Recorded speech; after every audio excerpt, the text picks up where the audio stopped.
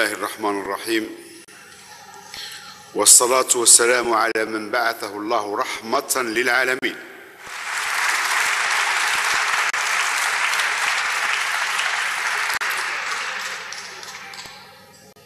Je vais commencer par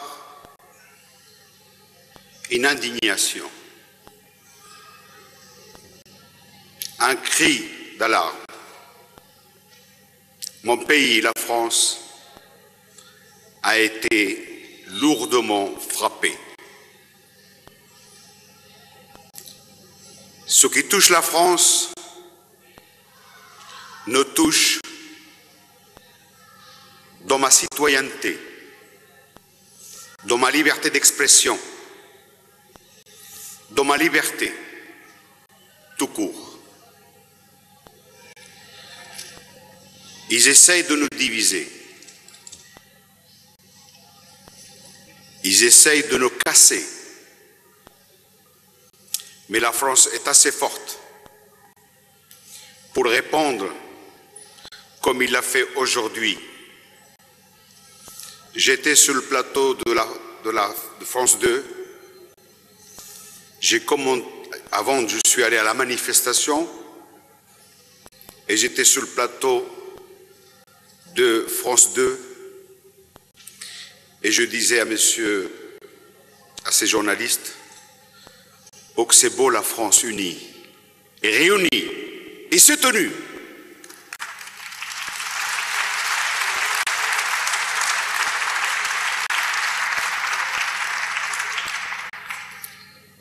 Bien sûr, en tant qu'humain, jeudi dernier et vendredi à la mosquée d'Ivry-Courcouronnes, j'ai rendu hommage aux victimes et j'ai présenté nos vives condoléances aux familles parce que je me suis dit, ce sont tous les membres de notre famille.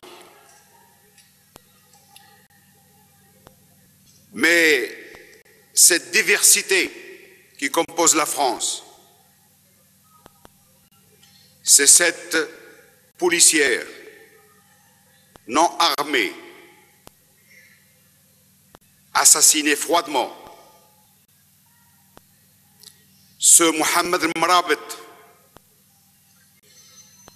Ahmed El-Mrabet, qui a été achevé lâchement. Eh bien, un homme de liberté, Nelson Mandela, disait ne me jugez pas par mes succès, jugez-moi sur le nombre de fois où je suis tombé et je me suis relevé à nouveau. On n'est pas tombé, on se relève à nouveau pour défendre la liberté. Madame la Présidente, et je viens à vous.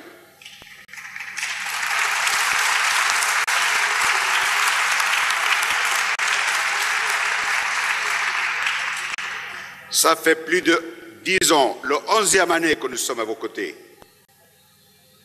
parce que nous avons senti que le danger,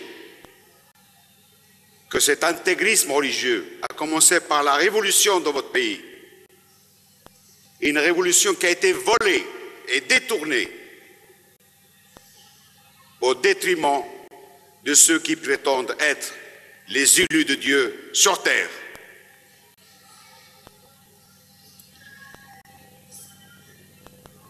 Au-delà des épreuves, au-delà de l'émotion, au-delà de la colère, au-delà du besoin de justice, il faut que la société française, ses partis politiques, de droite comme de gauche, sa société civile, que nous tous prenions conscience que les fondements de notre pays, ses valeurs et ses traditions sont directement visés et menacés, que ce n'est pas une simple dérive de quelques voyous en mal de vengeance, mais c'est une volonté radicale et forcée d'empêcher que les musulmans puissent vivre leur spiritualité, leur religion dignement en terre de la République française.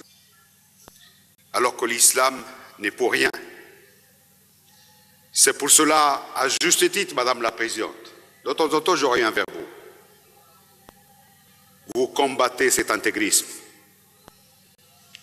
Celui qui ne laisse pas les hommes à vivre en harmonie. Je voudrais la souhaiter en m'adressant à mes frères et sœurs d'Ashraf, parce que j'ai toujours le plaisir de le faire en direct, parce que je sais qu'ils attendent ce moment précieux pour que je puisse leur dire « Je vous aime ».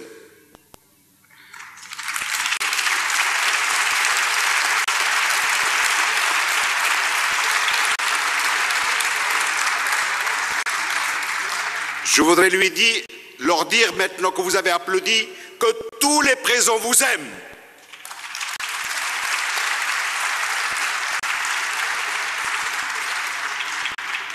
Ce comité, Madame la Présidente, chères sœurs, a pour objectif que cessent des milliers d'exécutions, et d'amputations, lapidation, le jet de l'acide sur les femmes et l'assassinat et l'emprisonnement de ceux qui osent penser différemment que les moulins. Tout cela est le résultat de ce fondamentalisme qui n'a pas sa place dans le message du prophète Mohammed alayhi salatu wassalam. Un message de paix, de sérénité, où l'homme est libre de croire ou de ne pas croire. Mais comment cette vision rétrograde d'un islam généreux, d'un islam respectueux, une question se pose.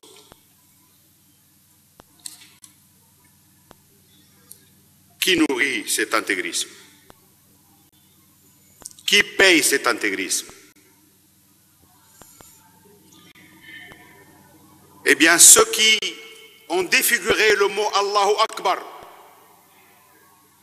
c'est tout de suite après la Révolution qu'on a dit Allahu Akbar, Allahu Akbar, Allahu Akbar, alors que le mot Allahu Akbar fait partie intégrante de notre pratique religieuse.